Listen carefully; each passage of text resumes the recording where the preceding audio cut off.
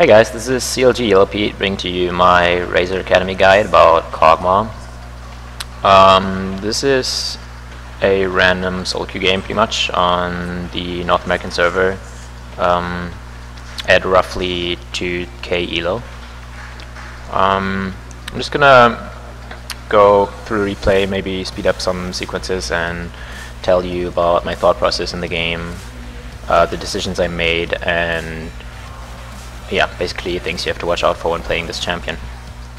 So in general, Kog'Maw is a very squishy and very easy to, a champion that's very easy to catch. So generally you have to have a very careful playstyle.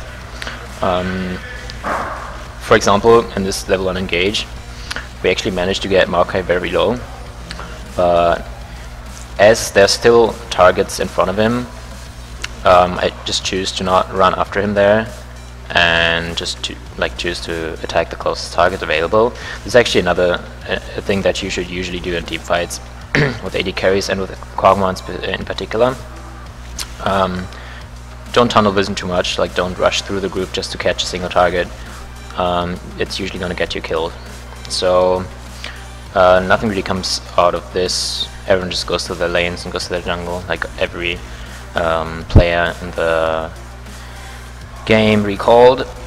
I'm just gonna speed this up a little bit while we take a blue buff for our Lee Sin. So I started with W as my main ability. I have Nunu support. Usually you'd want to have Nunu start with W as well, with his attack speed. This Nunu starts with Ice Blast, but it doesn't really matter too much as long as he does not take Consume. Yeah, so Kog'Maw's early game is actually not that strong against poke champions. You don't really have the greatest of trading tools. You have your W, which gives you quite a bit of range and kiteability on lane, but it has its cooldown, so you don't have that constantly up, and that can give other champions the chance to basically dive in between the uptime and get some damage in on you. These players, however, are fairly passive. They actually got double golems as well in level 1.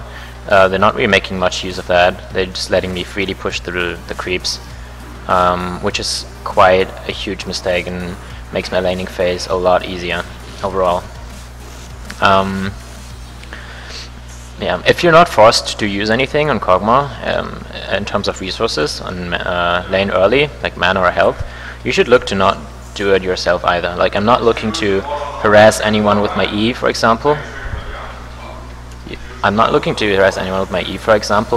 I'm just using my W here and there to get some range attacks in, but it's not really that much of an issue because W is very cost effective and doesn't really take much.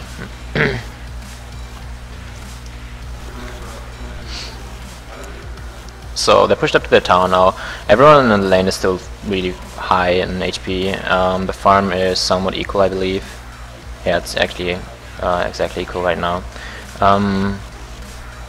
That's actually laning phase that you want for Kog'Maw, because you don't have the early game strength. You just need your items. You just need your levels in particular to get your damage, and then you're gonna outscale a lot of other carries going into stage of the game, like mid game level 9 to 11. You're very strong. So tag stuns here, nothing huge coming out of it. I'm just putting the E down to prevent any follow up, but he doesn't really lose a lot of health. So yeah, I'm just gonna speed this up. So basic laning, just last it whenever you find yourself in the position that you cannot safely last it a creep in because people are zoning you. Don't hesitate to use your W for additional damage, for additional range, I mean, just to get the creeps. Farming should be your #1 priority, and preserving your resources, not losing too much health, not losing too much mana, just so you can keep farming. Basically, that's your whole goal in early game. Watch out for ganks, just like I'm doing it here. We see Maokai coming from Tribush, and we're able to back off in time using the speed buff of Nunu. really try to dodge the sapling here, but it doesn't work.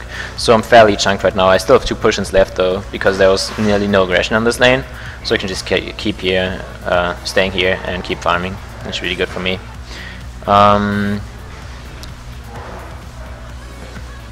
Yeah.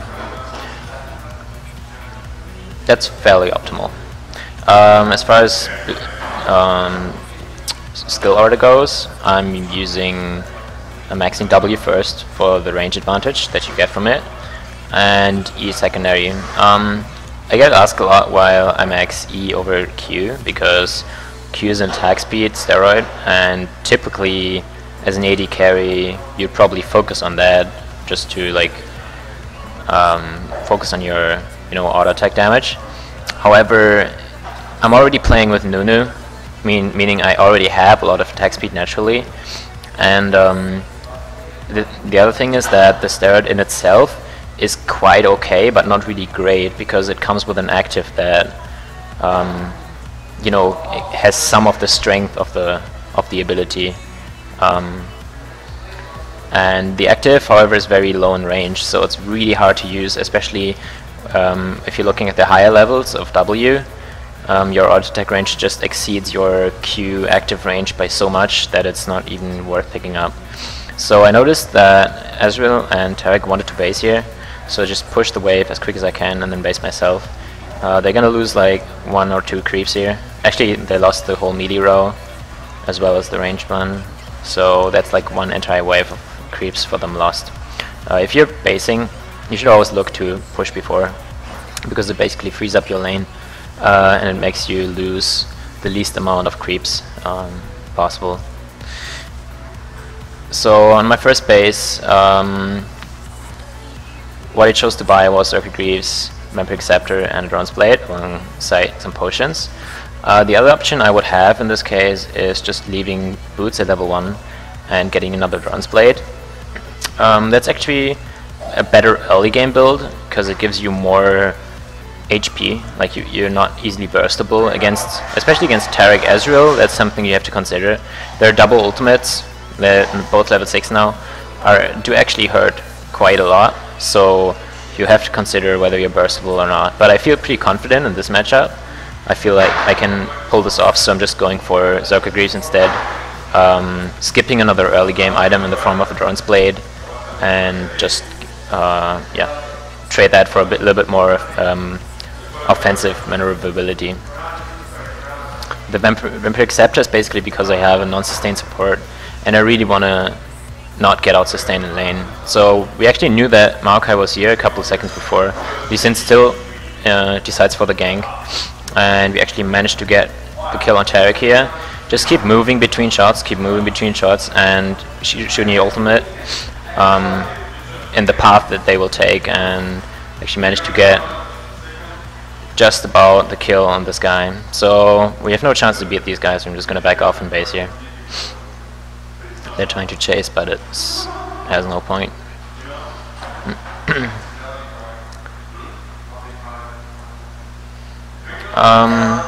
My farm's going along well. Still have a couple more creeps than Ezreal,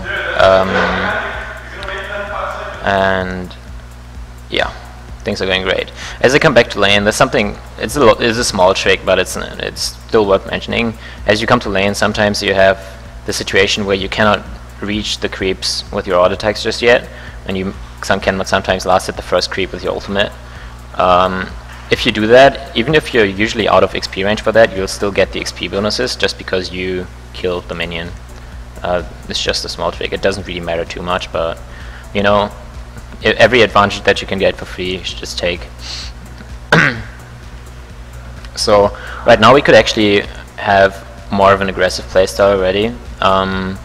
Nunu has his ultimate, and our combined damage is already pretty high.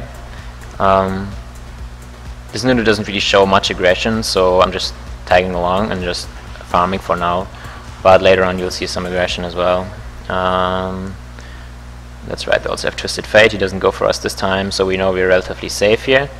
I'm just trying to poke with my W a little bit, always staying out of the range of Taric's stun though, as I move towards the minions. So they're somewhat zoned here already. They're scared of my W, they're scared of my damage.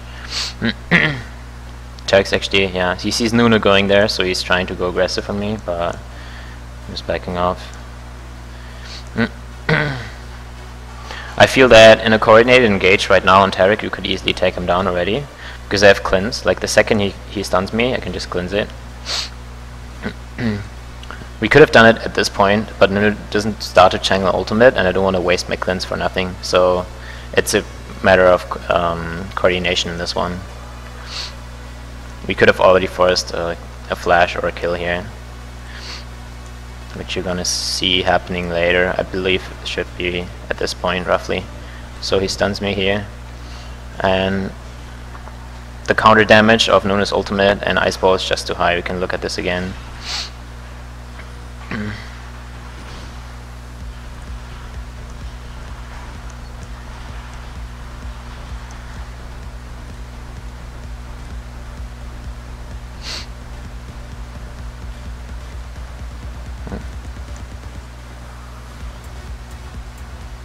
So I step forward, kind of bait the stun here. Don't manage to get into the brush entirely. I actually wanted to tank the stun within the brush, but it doesn't really matter. Tarek steps too close, and at this point we're already outscaling them quite massively. Azrael doesn't have his ultimate up, so the burst will never be enough to finish us off, and we can just take the, you know, the sustained fight. Now he shoots ultimate. Lee Sin basically trying to dive here, but they know it, so I think a couple of our players are going down here.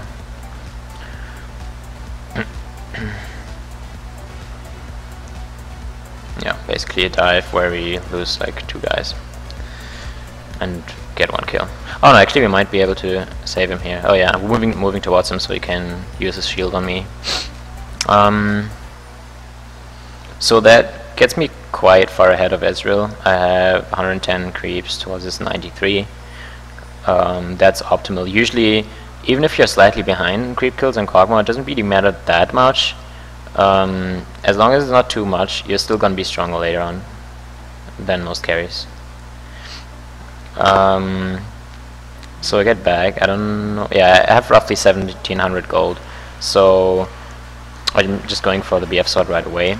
If I had maybe like 1200, I'd probably buy Zeal. I just buy whatever, basically the biggest item that I can afford at any given point. It doesn't really matter that much. Both of the items are really great on Kog'Maw. AD is really great, as well as the additional move speed and attack speed from Zeal. So just as long as you spend your money, it doesn't really matter that much what you get on them. Obviously you shouldn't stack one stat fully, like you shouldn't get Infinity Edge Bloodthirster or like 3 Phantom Lancers. Just keep it balanced somewhat. And it's basically free dragon. So at this point, the main objective, which is there's a fight going on. The main objective, which is the dragon, is down. So, and they have quite a huge wave pushing towards us, or like at least it's still bigger than ours. So, what you want to do at this point is you just keep it there. Like, there's no point for me to push it at this point, because we're not really getting anything out of it. If you push, the advantage you have is that you free yourself up. You free yourself up to do other things. But I don't really need that at this point. I just need to basically get this farm, and I'm gonna get this farm no matter what. If I push it instantly, or if I just wait for it to come to me, I'm gonna get the creeps no matter what. The difference is that these creeps on my side will all die because they're gonna get pushed by the superior wave of the enemy team, which will in return deny Ezreal of quite some farm. Like, he's coming back and he lost about 2 or 3 waves that were just getting shred by his own minions. So these are small advantages that you can get. Tarek basically doesn't see that Nunu in the brush and just gets run down. He flashes and uses his exhaust, but I cleanse it before my last ultimate hits, so and I take him down. You can see this again. He just makes the mistake of not realizing that Nunu is in this brush, even though he can clearly see it actually at this point. He probably just didn't notice it. Actually, again. So yeah, he doesn't realize, and at this point he's already pretty dead. I probably could have I maybe could have stood outside of his exhaust range, but it doesn't really matter too much. He uses both the summoners, only use cleanse just before the last ultimate hits. Even if you shoot your ultimate and cleanse as it flies, it'll still do the full damage basically. So knowing that this Ezreal does not have flash or E, we know that from the last ganks. Just trying to do an offensive move here. I know my W is up, just flash onto him, put my slowdown, and try to 1v1 him. Unluckily though, TF comes to gank right at this point. We actually knew that Maokai was around, but just as long as I kill Ezreal quickly enough, it doesn't really matter because me and Luna can always run away from Maokai.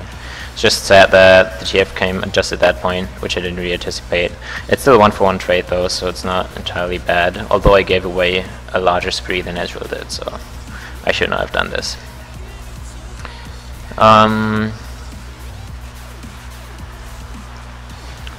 Yeah. I'm not sure if I can pick up any major items at this point. Oh yeah, I actually get a Zeal. I sell my ward, which I didn't really need before, and I bought a Zeal.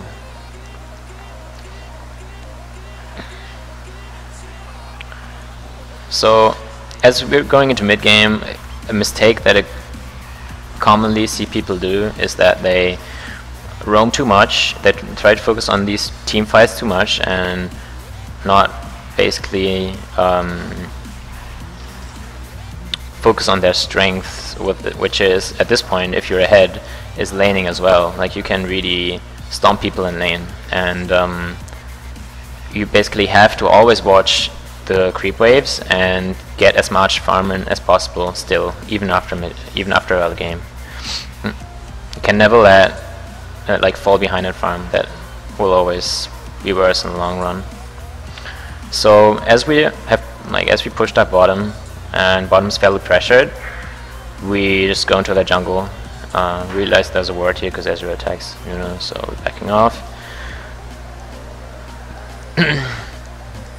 Basically, if you take an outer turret, you kind of want to get control in the area of the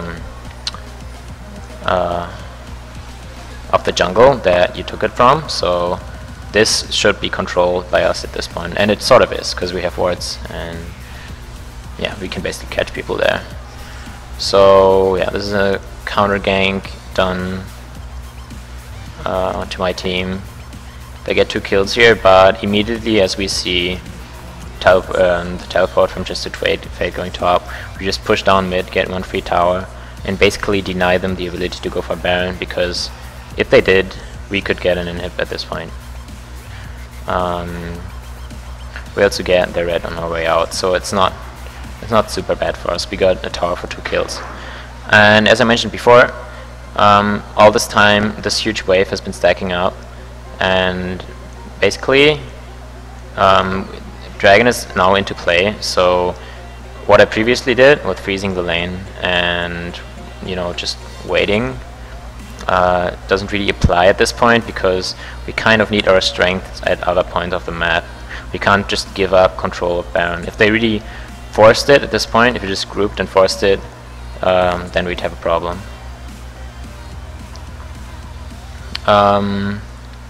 Yeah, my next pickup is Infinity Edge.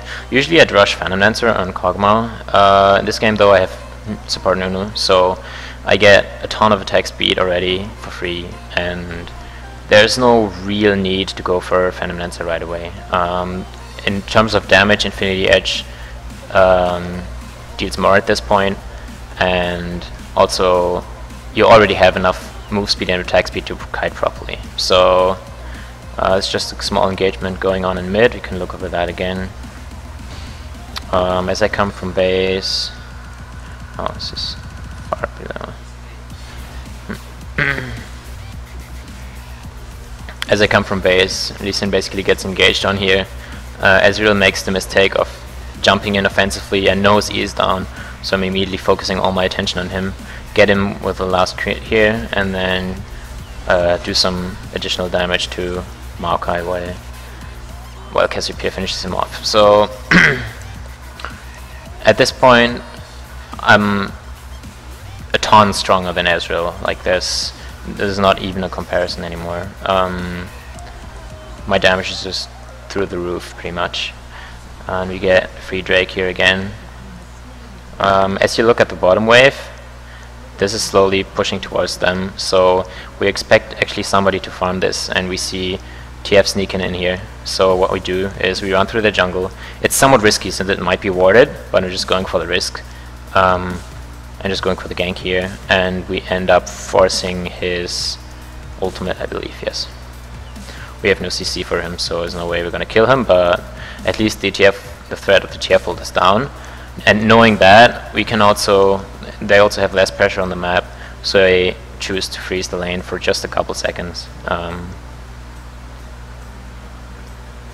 As I know there's not going to be too much being forced immediately. Might lose our mid tower here. No, I don't think so. Okay. As I have enough money, I believe. No, I don't. Never mind. Yeah, there's basically a fight coming up in mid. It's always kind of a gamble whether you stay on the lane and farm or whether you group. In this case, I came slightly too late. Had I just pushed up the wave immediately, then ran in mid right away, I would have been here for this encounter and probably gotten a kill on either Shen or Ezreal or someone. It's just that you never know, and if this encounter does not happen, then I'll have less farm by moving between lanes. So it's always a gamble, and also a matter of communication between the team. If your team is confident they can prevent an engage or prevent any fight happening, then it's very advantageous for you to just keep farming and just get your late game items up, because late game is where you really shine as an AD carry, pretty much on any AD carry, although Kog'Maw is an extreme example. Let's see our vision right now. Purple. We don't have a lot of vision actually, but I expect them to come for us here, because I've been on lane, and that's why I'm not pushing it up instantly. If they really want to catch us here, they actually do catch Nunu, but I'm far away, then they'd have to come on lane, and they'd have to push, like they'd have to show themselves. If they don't do that, I can just wait, and as long as they don't come, they're gonna lose out, because my creeps are dying and theirs are not, so eventually I'm always gonna win out on it. Yeah, in this case I actually wait for Ezreal to push up this wave. I expect him to push this up, maybe even using his ultimate for it. In that case I could probably kill him. He chooses not to go for it though in this case. He just moves away to mid, and yeah, I farm it up and then I base, I believe.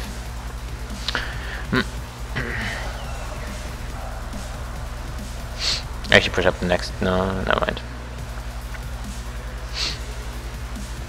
Usually I'd push up the next wave there, but it was a bit too risky, since we didn't have a lot of vision on the map, and he had his ultimate up, but he chose not to go for me, so...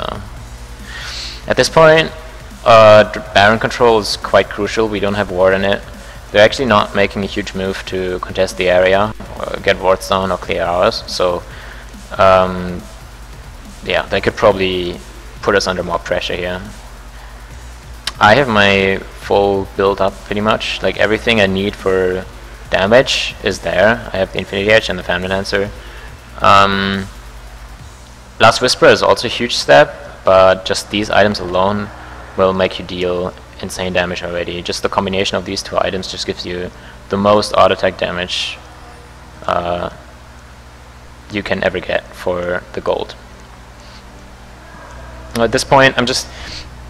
the optimal scenario for me would be a straight up team fight right now. They have globals, they have Shen and TF. They're looking to catch people rather than going into a straight up fight. Their champions are not really suited for that too much. So I prefer... I'm just holding the mid position right now. I can't really go out too far. Our vision is somewhat restricted. Like we only have a ward here and here. We kind of see if they come from the flanks, but we can't really go too offensively. So as we're grouped here, we're trying to get control of a Baron, but we don't have an Oracle, so that's kind of pointless. Jax is coming from base now.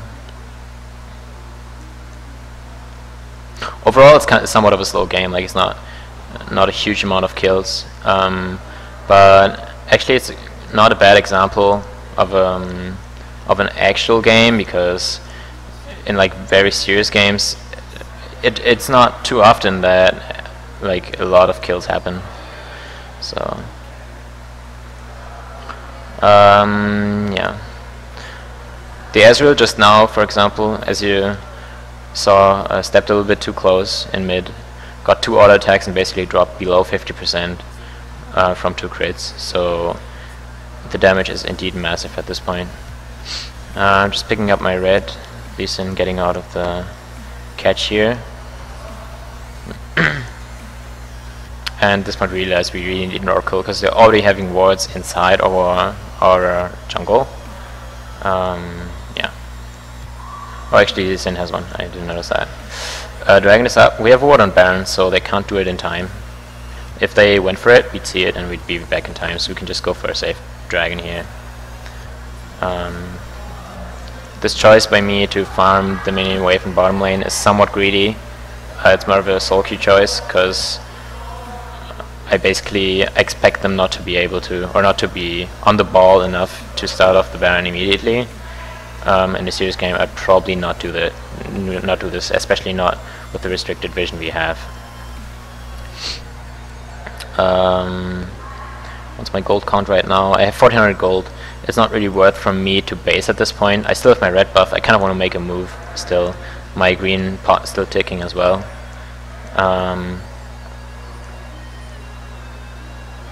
So yeah, I'm just going to look out for the team basically while we clear some wards.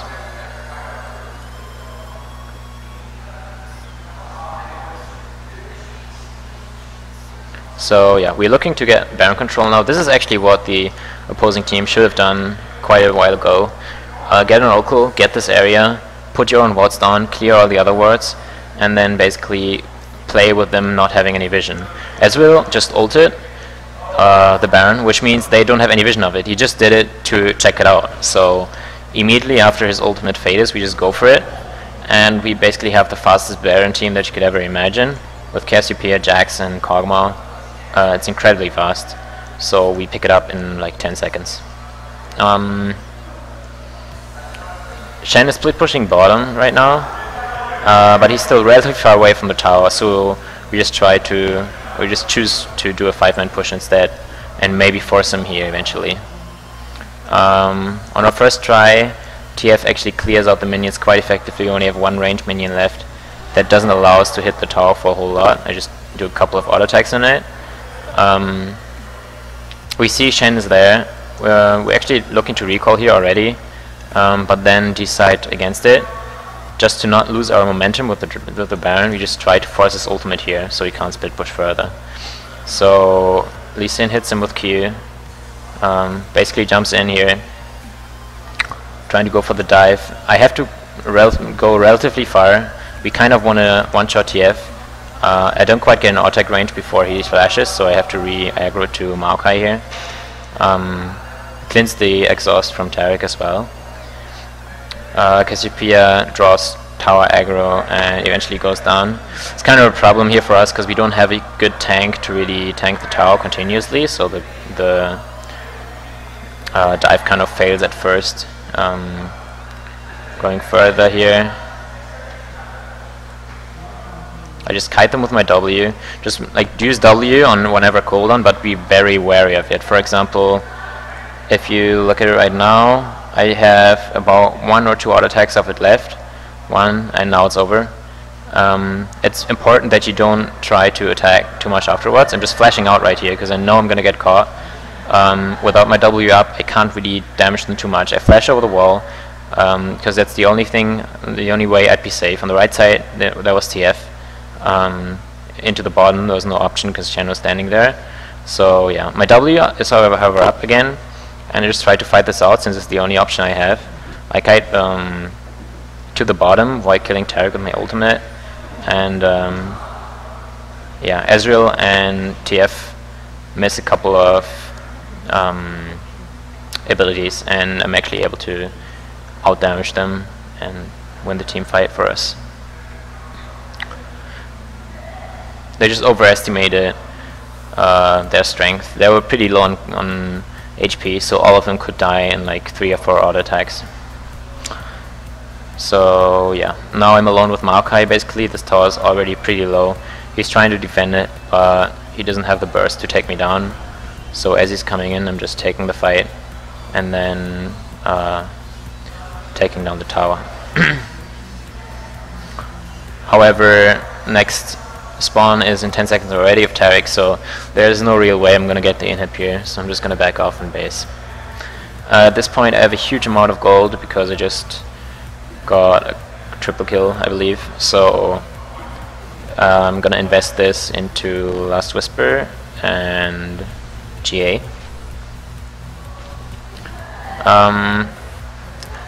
Typically I'd say going for a defensive item as your third pickup is pretty decent choice.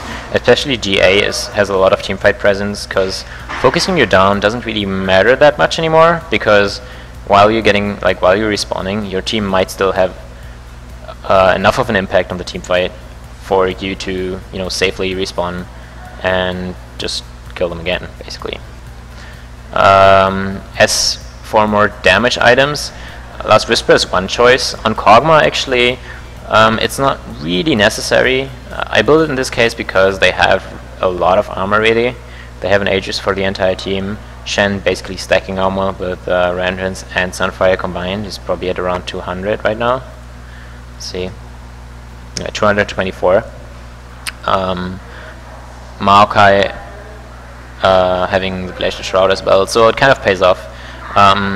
However, you don't exactly require it on Kog'Maw, since he has his W, which gives him percentual magic damage for every auto attack, and you can just also stack more Phantom Dancers on him.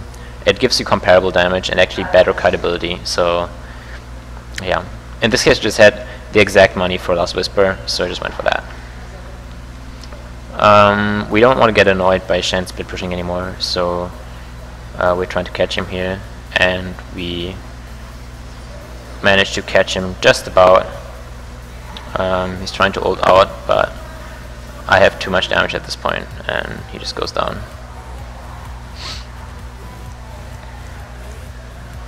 So yeah, we're just pushing bottom together.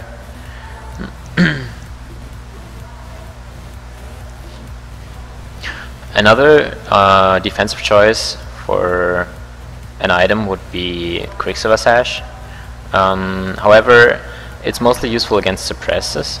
You usually run Cleanse anyways, or you should run Cleanse usually anyways, so having another Cleanse most of the time is not really needed, unless it's against, say, a Skarner or a Warwick.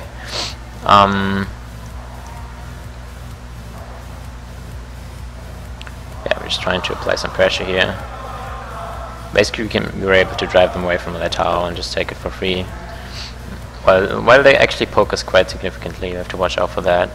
Baron's about to be up, so instead of going, we actually want to go for the fight, but they walk up fairly far and get caught by Cassiopeia ultimate as well, which nets us a couple of kills. Just in team fights, just keep moving backwards and attacking the closest targets. There's no point of me, for example, trying to pass Shen and then going for TF or something. Even if I only kill Shen, or if I only fight Shen, you notice I get fairly low, even from like basic abilities of tanks and bruisers. I can take a lot of damage, and well, it's basically too unpredictable. If you run past them, what's gonna happen to you? Like, you're most likely gonna die. We actually used 2 GAs here just to the tower for some reason. Yeah, we can maybe rush that fight once more.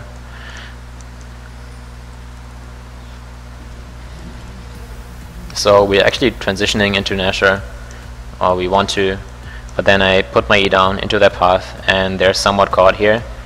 Maokai actually flashes the Cassiopeia ultimate, and they just get sieged from afar. At this point, they can't really reach me just yet, and my W just deals too much damage for them.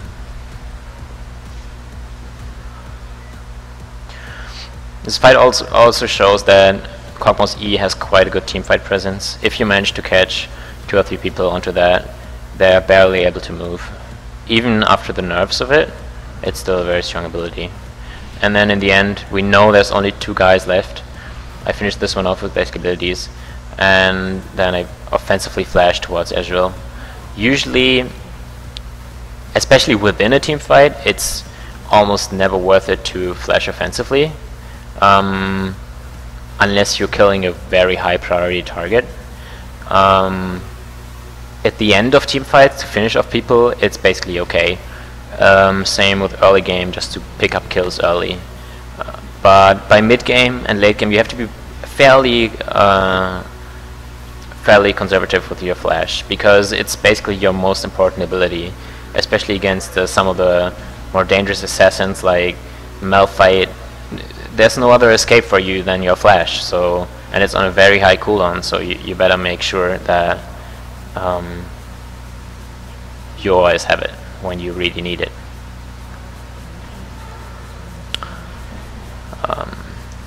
Yeah, we're basically able to finish it off here.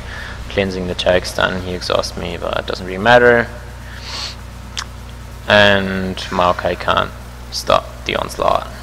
And the Nexus falls.